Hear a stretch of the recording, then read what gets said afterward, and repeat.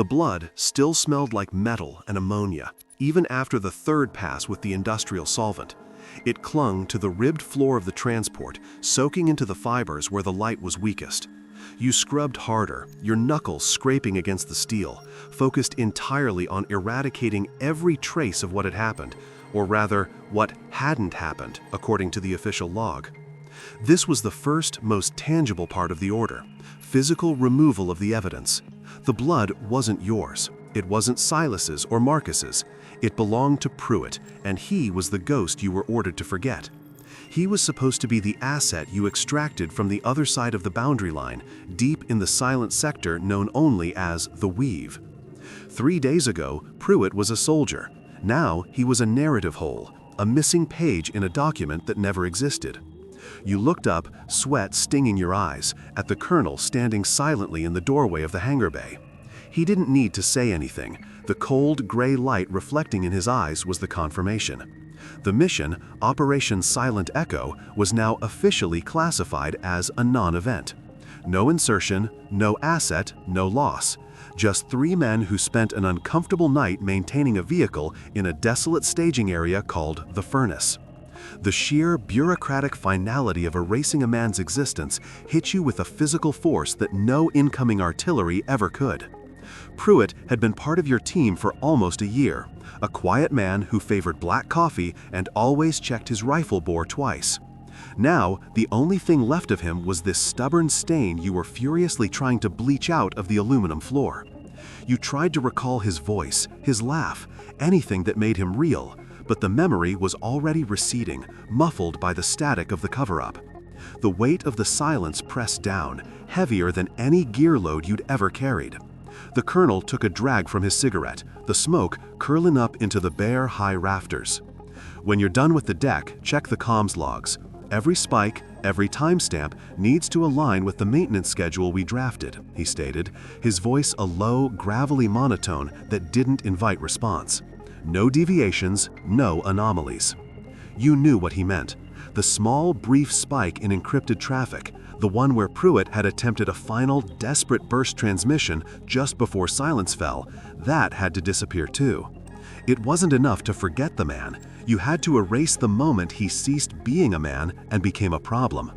You nodded, returning to the grim task, the metallic scent of Pruitt's life fading slowly under the harsh chemical wash, preparing yourself for the long, cold process of making truth irrelevant. The briefing had been less about execution and more about compliance. It took place in a windowless bunker beneath the furnace, the air thick with stale oxygen and the metallic tang of fear.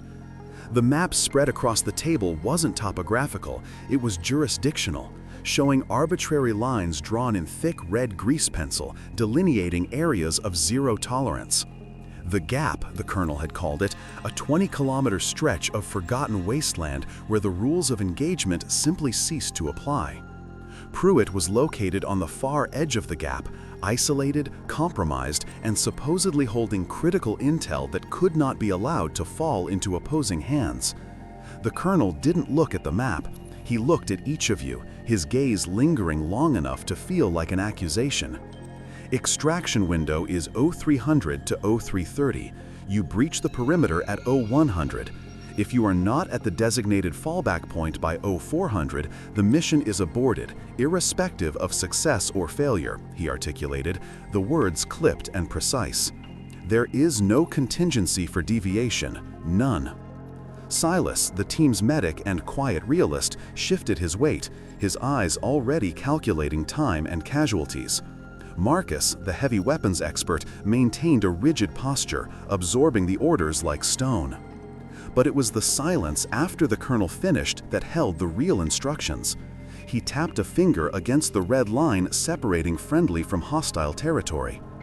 If the asset is compromised to the point of being a liability, or if extraction timeline jeopardizes the team's integrity, you abort.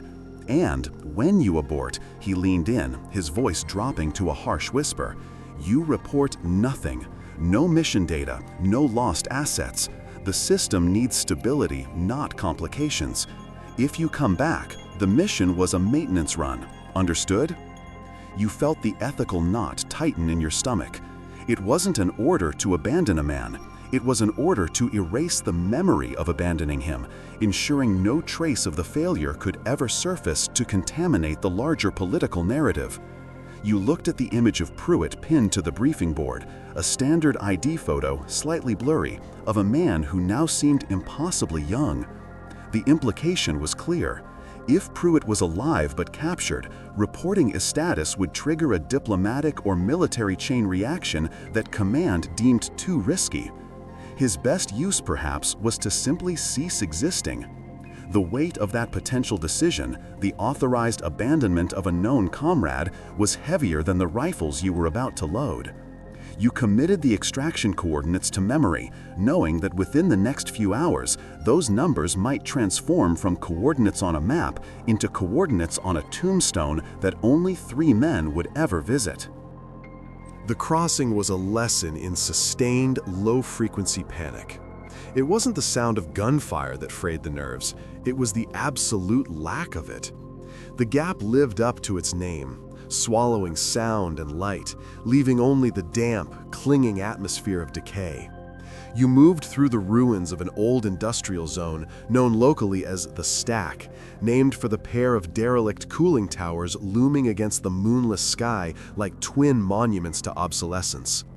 The air tasted of rust and wet ash. Every footfall was meticulously placed, seeking out solid ground over loose rubble. Silas was running point, his night vision occasionally catching movement that turned out to be nothing more than wind moving through the skeletal remains of factory equipment. Marcus covered the rear, his presence a silent, heavy assurance. Your role was navigation and comms, maintaining the radio silence while tracking the almost imperceptible GPS pings from Pruitt's transponder. The signal was erratic, spiking violently every few minutes, suggesting movement, maybe struggle, or maybe just a failing battery.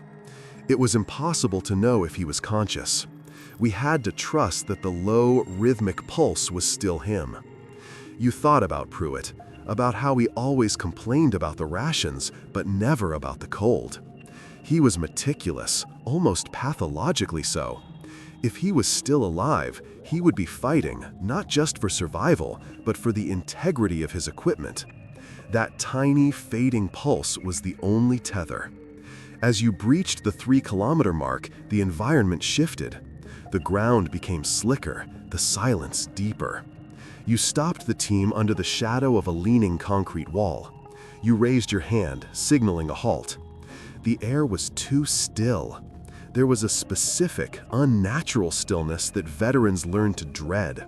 The kind that precedes an ambush, or the kind that means you have crossed an invisible tripwire and the entire zone is now holding its breath, waiting for your next move.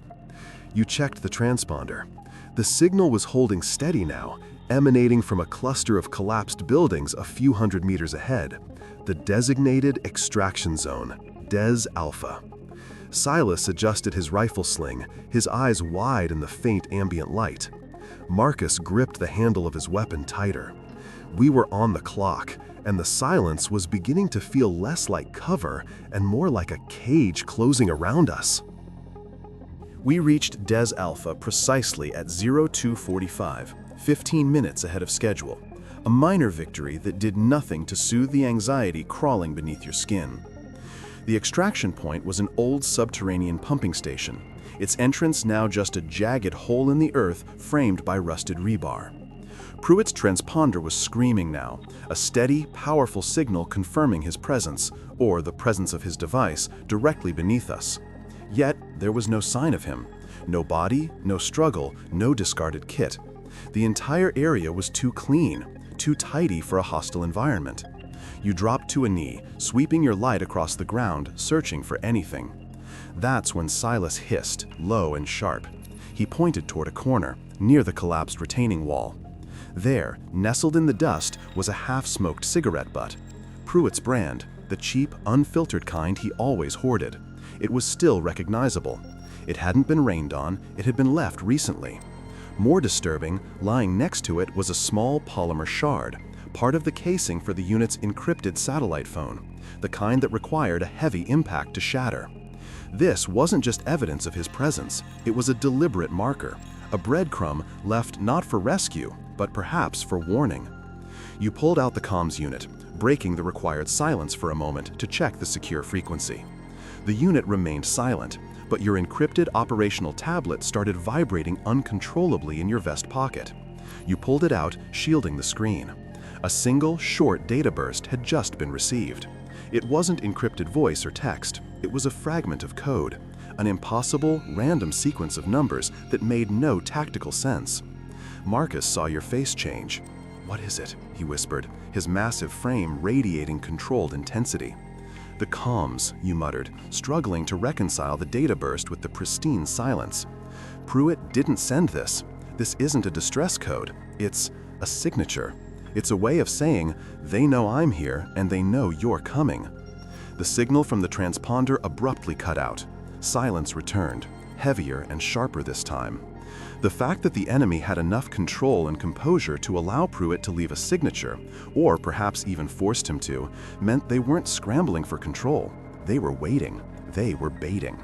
The extraction window was opening, but the asset was gone, replaced by a trap. The silence stretched, not measured by minutes, but by the frantic acceleration of your own heart rate. We were fixed at the extraction point, the clock ticking towards the point of no return.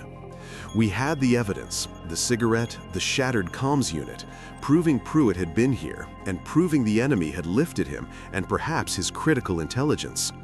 The mission was technically compromised. The objective had failed. The only path left, according to the colonel's strict orders, was to initiate immediate tactical withdrawal, report no contact, zero gain, and initiate the cover-up. But then it came. It was so faint, so delicate, you almost dismissed it as residual noise in the concrete. Tap, tap, tap, tap. Pruitt's distress signal. Not a radio transmission, which they would monitor, but a physical tap code, likely transmitted through a wire or pipe running deep underground, vibrating faintly through the earth and into the remnants of the pumping station. The taps were weak, almost despairing, but unmistakable. He was alive. He was close. The agonizing reality was that the signal was emanating not from the Des, but from a vector pointing sharply east, several kilometers outside the mandated extraction corridor, a path leading directly toward a known high-density enemy observation post. To follow the signal would mean breaching the time constraint, violating the precise orders of the colonel, and guaranteeing exposure in hostile territory. If we followed him, we might save one life, but we would certainly compromise the entire team, the mission's secrecy, and the greater strategic silence command desperately sought to maintain. Silas gripped your arm, his face pale in the NVGs. "We have 15 minutes until hard abort time. If we move east, we buy ourselves a bullet, and we erase everything command is trying to protect. We go now." Marcus remained silent, his gaze fixed on the earth where the signal pulsed. He was wrestling with the doctrine of never leave a man behind versus the doctrine of follow the mission parameters. This was the line where duty ceased to be simple adherence and became a moral razor's edge. You felt the terrifying weight of command's trust, the authority they delegated for you to make this final, irreversible decision. To save Pruitt would be heroic in the storybooks, but in this specific reality, it might be treasonous, a contamination of the mission. To leave him was to become the executioner of a comrade, solely for the sake of institutional stability and silence. If you were in my boots right now, facing the faint, desperate plea of a man you respected, and knowing that answering that plea would doom the larger unseen mission, which direction would you choose? Duty to the unit or duty to the orders? Tell me, in the silence of your own mind, what is the moral currency of silence? You closed your eyes, absorbing the rhythm of the taps, burning the sequence into your memory, and then you slowly shook your head. The decision had been made, not by bravery, but by cold, crushing necessity. The withdrawal was the hardest thing you'd ever done. Every backward step felt like a betrayal, every rise in elevation giving you a clearer view of the distant sector where Pruitt was tapping out his final message. We moved quickly, efficiently, and silently, but the silence inside the team was deafening. Silas was a machine, focused solely on the extraction route, refusing to look at you. Marcus, however, looked back repeatedly, his breath ragged, his heavy weapon now feeling like an anchor of guilt. We weren't being chased by gunfire, but by the relentless ticking of the abort clock and the relentless tapping of the code in your memory. Tap, tap, tap. You couldn't rationalize the choice yet, you could only execute the withdrawal. The weight of that unfinished conversation with Pruitt was enormous. As we crossed back over the 3-kilometer marker, the terrain opened up slightly, and the strange, deliberate nature of the enemy's activities became clearer.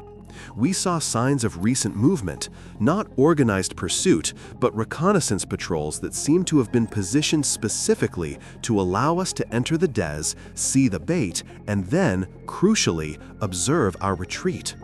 They hadn't wanted to fight us, they had wanted to test us. They wanted to see if command's orders, the priority of silence over salvation, held true. And we had confirmed it. We had proven that one soldier's life was dispensable for the greater, unseen game. The realization twisted your gut. Pruitt hadn't been captured by accident. He had been taken for this precise purpose, perhaps to expose a weakness in our command structure or to confirm the severity of the cover-up doctrine. As we approached the friendly boundary line, the radio crackled for the first time since we left the furnace. It wasn't a voice, it was a burst transmission, a confirmation code from headquarters, far too quick to be coincidental. It read simply, "Status quo maintained, returning to base." They knew. Command had monitored the whole sequence, perhaps even the faint tremor of Pruitt's taps.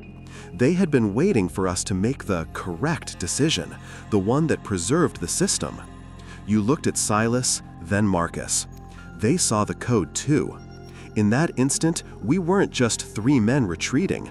We were 3 participants in a crime sanctioned by the highest authority, now bound together by the terrible, necessary lie that we were ordered to tell. The return to the furnace was anticlimactic and sterile. We handed over our equipment, the mud still clinging to the boots that had carried us across the boundary line of sanity and duty. The official debrief was a farce. A low-level intelligence officer, yawning slightly, ran through a checklist. Mission objective, vehicle maintenance run. Contact established? Negative. Anomalies observed? Negative. It lasted less than 5 minutes. We signed the required papers, validating the lie that our deep penetration mission had been nothing more than an oil change in the motor pool. But later that night, after Marcus and Silas had retreated into the silence of their bunks, the colonel summoned you. He didn't use the secure comms. He simply stood outside your door until you opened it. He led you to a small, cluttered office, the kind used for administering laundry accounts, not international espionage. The fluorescent light hummed overhead, a sound that amplified the dread. He didn't offer a seat.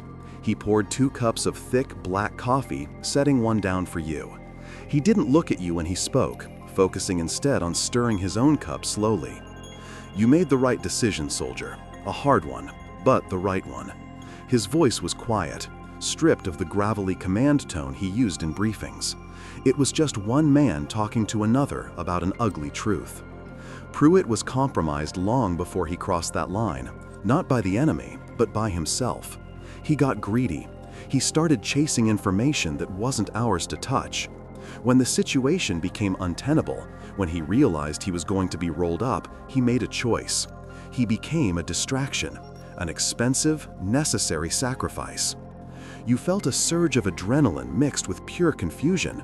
Sir, the taps, the signal, he was in distress. The colonel finally raised his head, his eyes flat and impenetrable. Distress is a relative term, son. He knew the protocol. He knew the cost of exposing the deeper operation. He sent that signal not for rescue, but for confirmation. Confirmation that the rest of you would follow the damn orders and maintain the silence. He gave us the leverage we needed to confirm certain enemy surveillance vectors. He provided cover for the real asset that was operating much further south. Pruitt chose to become a ghost, and we are obligated to honor that choice. He took a slow sip of coffee. You need to understand, soldier, that night is over. Pruitt never existed in that context. You never crossed the line. If you speak of this, if you hint at it, you don't just compromise the mission, you invalidate the sacrifice he made. You were ordered to forget that night, and I mean every piece of it. Do you understand the weight of that silence? The silence was a corrosive agent. It didn't just mute the truth, it ate away at the edges of your sanity. Following the debrief with the colonel, we were split up. Silas was transferred north for specialized training. Marcus was placed on indefinite light duty, a gentle way of saying he was psychologically unfit for the field. And you were reassigned to a logistics post, shuffling boxes and managing manifests, a professional demotion disguised as a rotation. The intent was clear: separate the witnesses, let the story dissipate into individual psychological burdens. But the distance didn't help. Every pallet you inventoried, every number you logged, felt like a validation of the lie. You started seeing Pruitt everywhere, not in visions, but in the small, insignificant details. The way a clerk smoked his cheap cigarettes, the sudden rhythmic ticking of the air conditioning unit that sounded like that coded tap. Sleep became a battlefield where you constantly replayed the 15 minutes at Des Alpha, asking yourself if the colonel was lying, if the necessary sacrifice was just a comforting justification for cold-blooded abandonment. The worst was seeing Marcus. He lingered around the furnace base, a shadow of the focused soldier he once was. He avoided your gaze whenever possible, but sometimes when you caught him unaware, his eyes held a desperate, animalistic guilt. You knew he too was fighting the internal war against the order to forget. The institutional silence was a shield for the high command, but for those who enacted it, it was a prison. You began to engage in small, unauthorized research, accessing terminal logs, tracing Pruitt's service record. Officially, everything was pristine, a seamless career followed by a sudden, generic transfer to a non-disclosed international observer post. No mention of Operation Silent Echo. But you found tiny anomalies, timestamp errors in his final pay stub, an unscheduled medical checkup that occurred hours after he was supposedly deployed to his new post. These were breadcrumbs left by the system itself, the inevitable human error that comes with scrubbing a ghost. The more you searched, the more you confirmed the colonel's core message. Pruitt's existence had been retroactively edited. But you were searching not to expose the system, but to save your own soul. You needed to know if the terrible choice you made to prioritize the mission over the man had truly been necessary, or if it had been an act of cowardice justified by command. The encounter with Marcus happened 2 years later, far from the regulated atmosphere of the base. It was in a nameless, crowded city on a different continent, a place where veterans often gathered to shed their skin and try to start new lives. Marcus was working as a security guard in a rundown warehouse district, his massive frame hunched, the military sharpness entirely gone. He smelled faintly of cheap whiskey and defeat. You recognized him instantly, but he almost didn't recognize you. The years of silence had changed both of you. You sat together in a dimly lit bar that smelled of stale beer and old wood. The conversation started awkwardly, filled with meaningless small talk about the weather and civilian life. But the weight of the night was too heavy to ignore. Finally, Marcus pushed his glass away, staring into the dark grain of the wooden table. "I hear the colonel retired to that Mediterranean island, living the good life," he said, his voice flat. "He bought his silence with Pruitt's blood." You countered softly. "He said Pruitt was compromised, that he chose it." Marcus laughed, a harsh, humorless sound that drew a few stares. "Oh, he was compromised all right, but not in the way they told you. Pruitt was running a double game from the start, soldier. He was deep cover, but not for us. He was a mole, reporting back to command on the other side. They knew he was running information, but command, our command, was using him to feed calculated, high-value misinformation to the enemy. Pruitt was the perfect double agent, right up until the point where the enemy caught on, and suddenly he became a triple agent, playing a game no one could track. Marcus reached into his frayed coat pocket and pulled out a small metallic object wrapped tightly in a piece of faded canvas. It was Pruitt's dog tags, scorched around the edges. When we were retreating, just before the abort time, I went back. Just 50 yards into the zone. I found these near the shattered comms unit. But look at the code. He pushed the tags towards you. Engraved on the back, faintly, alongside the standard identifiers, was a series of tiny hand-etched symbols. They were the same impossible sequence of numbers from the data burst you received at Des Alpha. The tap code wasn't distress, Marcus whispered, his eyes filling with tears of relief and agony. The taps meant, I am clean. The information is false. Go now. It was the final confirmation signal command needed to know the enemy had swallowed the poisoned bait. He wasn't signaling for rescue, he was confirming the deception. He sacrificed himself not to save us physically, but to ensure the enemy believed the massive, overarching lie that our command was using him to sell. He was ordered to abandon his own life to secure the operation. The realization was a dizzying combination of horror and validation. Your decision to retreat hadn't been an abandonment. It had been the necessary completion of Pruitt's ultimate, final order. The dog tags felt cold and impossibly heavy in your hand. They were the physical proof of the entire operation, the undeniable relic of a mission that officially never took place. They also represented the final, horrific truth, that the cold adherence to orders, the decision to leave a man behind, was, in fact, the highest act of loyalty and sacrifice demanded by the mission. Pruitt hadn't been abandoned, he had executed the final, terrible phase of his commitment. The colonel hadn't been lying about the necessity of the act, only about Pruitt's complicity. He protected Pruitt's legacy by erasing his existence, ensuring no future inquiry could reveal he was an operative compromised by the other side, a designation that would strip him of all honors and endanger his family. By erasing Operation Silent Echo, Command secured Pruitt's posthumous dignity as a transferred operative and neutralized the potential diplomatic catastrophe of his true role. You now carried the burden of the full truth. Pruitt was a hero whose heroism depended entirely on his never being remembered as one. You spent the next few weeks carrying the tags, the metal chafing against your skin, a constant reminder of the secret weight. You couldn't report the discovery. To do so would resurrect the entire narrative the colonel had so carefully buried and endanger the safety net created for Pruitt's memory.